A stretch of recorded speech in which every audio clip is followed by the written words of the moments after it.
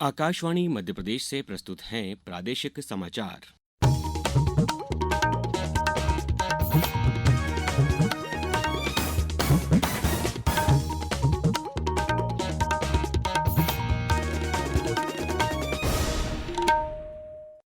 नमस्कार, समाचारों के साथ मैं अभिषेक कटियार। सबसे पहले इस बुलेटिन के मुख्य समाचार। वैश्विक भविष्य को लेकर चर्चाओं के केंद्र में है भारत, कहा प्रधानमंत्री नरेंद्र मोदी ने। उज्जैन के श्री महाकाल लोक परिसर में रुद्रसागर पर बनाए गए सेतु का नाम सम्राट अशोक सेतु किया गया। प्रदेश के बड़े शहरों के आसपास के नगरों को मिलाकर विकास का कंपोजिट प्लान बनाया जाएगा, कहा मुख्यमंत्री डॉक्टर मोहन यादव ने। और प्रदेश में मौसम में उतार चढ़ाव की स्थिति, दिन के तापमान में बढ़ोतरी दर्ज। अब समाचार विस्तार से।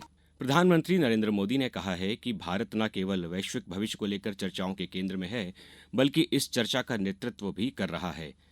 प्रधानमंत्री कल दिल्ली में एक मीडिया हाउस द्वारा आयोजित शिखर सम्मेलन को संबोधित कर रहे थे। प्रधानमंत्री श्री मोदी ने कहा कि आज दुनिया के बड़े देश हो, दुनिया के बड़े मंच हो, भारत को लेकर जिस विश्वास से भरे हुए हैं, ये पहले कभी नहीं था। ये पेरिस में AI एक्शन समिट के दौरान हुए डिस्कशन में भी रिफ्लेक्ट हुआ है। आज भारत ग्लोबल फ्यूचर से जुड़े विमर्श के सेंटर में है और कुछ चीजों में उसे लीड भी कर रहा है। प्रधानमंत्री नरेंद्र मोदी आज नई दिल्ली में भारत मंडपम में भारत टेक्स 2025 में भाग लेंगे। इस अवसर पर वे उपस्थित जनसमूह को संबोधित भी करेंगे। इसमें 120 से अधिक देशों के नीति निर्माता और वैश्विक CEO, प्रदर्शक, अंतर्राष्ट्रीय खरीदार भाग ले रहे हैं।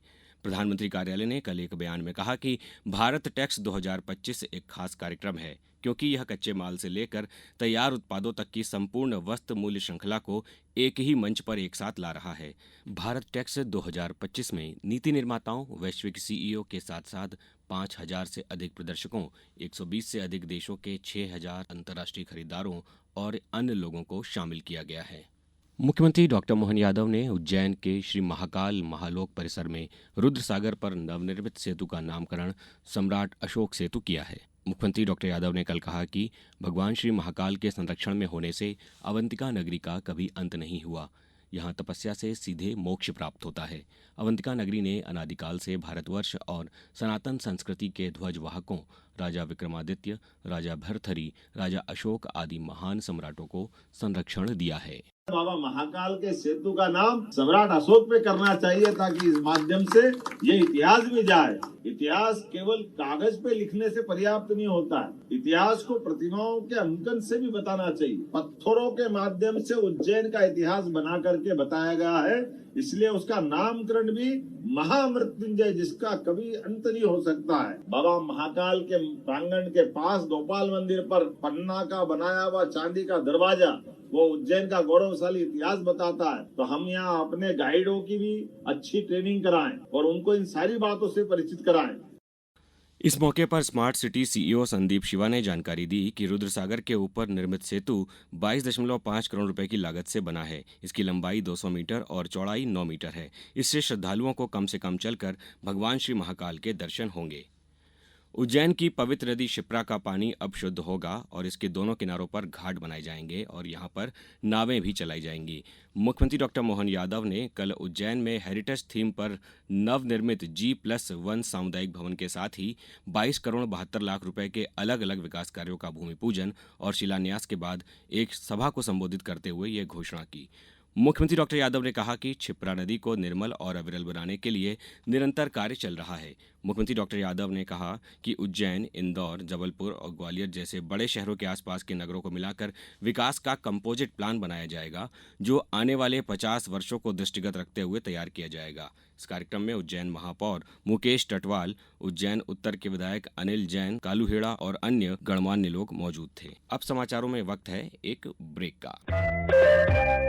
ये समाचार आप आकाशवाणी मध्य प्रदेश से सुन रहे हैं। ये समाचार बुलेटिन YouTube पर Madhya Pradesh news all India radio channel पर और Facebook साथ ही X प्लेटफॉर्म पर AIR न्यूज भोपाल पेज पर सुने जा सकते हैं। इसके अलावा आप हमारी वेबसाइट newsonair.gov.in पर अथवा न्यूज ऑन AIR ऐप पर भी समाचार सुन सकते हैं। समाचारों में एक बार फिर आपका स्वागत है। प्रदेश के सभी जिलों के शहरी एवं ग्रामीण क्षेत्रों में संचालित उल्लास नवभारत साक्षरता कार्यक्रम में बुनियादी साक्षरता एवं संख्यात्मक परीक्षा का आयोजन कल किया जाएगा। परीक्षा में लगभग 17 लाख से अधिक नव साक्षर अपनी योग्यता को साबित करेंगे।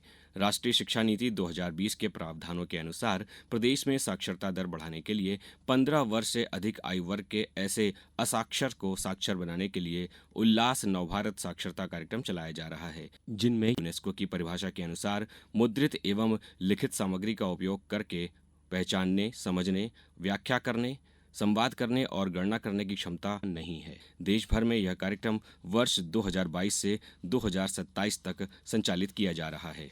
महिला प्रीमियर क्रिकेट लीग में वडोदरा में कल रात दिल्ली कैपिटल्स ने रोमांचक मुकाबले में मुंबई इंडियंस को 2 विकेट से हरा दिया। पहले बल्लेबाजी करते हुए मुंबई इंडियंस ने दिल्ली कैपिटल्स को 165 रनों का लक्ष्य दिया। दिल्ली कैपिटल्स ने निर्धारित 20 ओवर में ही लक्ष्य हासिल कर लिया। आज शाम बड़ोदरा में गुजरात जायंट्स का मुकाबला यूपी वॉरियर्स से होगा। यह मैच शाम 7:30 बजे से खेला जाएगा। मध्य प्रदेश लोक सेवा आयोग की राज्य सेवा प्रारंभिक परीक्षा आज 2 सत्रों में होगी। परीक्षा में गड़बड़ी रोकने के लिए पीएससी ने इस बार 22 सेवानिवृत्त प्रशासनिक अधिकारियों और न्यायाधीशों को ऑब्जर्वर बनाया है। कटनी जिले में यह परीक्षा शासकीय उत्कृष्ट हायर सेकेंडरी स्कूल माधवनगर, शासकीय कन्या महाविद्यालय कटनी एवं शासकीय पॉलिटेक्निक कॉलेज कटनी में आयोजित की जाएगी। चयनित तीनों परीक्षा केंद्रों में कुल 996 अभ्यर्थी परीक्षा देंगे। वहीं जिला अशोकनगर पर 2 सत्रों में प्रातः 10 बजे से दोपहर 12 बजे एवं दोपहर 2:15 बजे से शाम को 4:15 बजे तक परीक्षा का आयोजन किया जाएगा। निष्पक्षता और नागरिकों में परीक्षा के प्रति विश्वास बनाए रखने के लिए संभागीय पर्यवेक्षक भी नियुक्त किए गए हैं। प्रदेश के मौसम में उतार चढ़ाव की स्थिति बनी हुई है। दिन में तेज धूप का असर है तो रात में सर्दी का असर महसूस किया जा रहा है। राजधानी भोपाल, इंदौर, उज्जैन, ग्वालियर और जबलपुर समेत कई शहरों में दिन के तापमान में बढ़ोतरी दर्ज की गई है। मौसम विभाग के अनुसार उत्तर भारत में पश्चिमी विक्षोभ सक्रिय होने से प्रदेश में ठंडी हवाओं का असर देखने को मिल रहा है। मौसम विभाग के अनुसार अगले 1-2 दिनों में तापमान में फिर से बढ़ोतरी देखने को मिलेगी।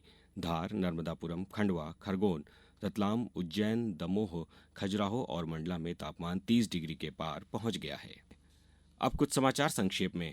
राज्यपाल मंगूभाई पटेल आज ग्वालियर और श्योपुर जिले के प्रवास पर रहेंगे। राज्यपाल श्री पटेल जिले के आदिवासी विकासखंड कराहल और विजयपुर विकासखंड के भ्रमण पर रहेंगे तथा विभिन्न कार्यक्रमों में भाग लेंगे।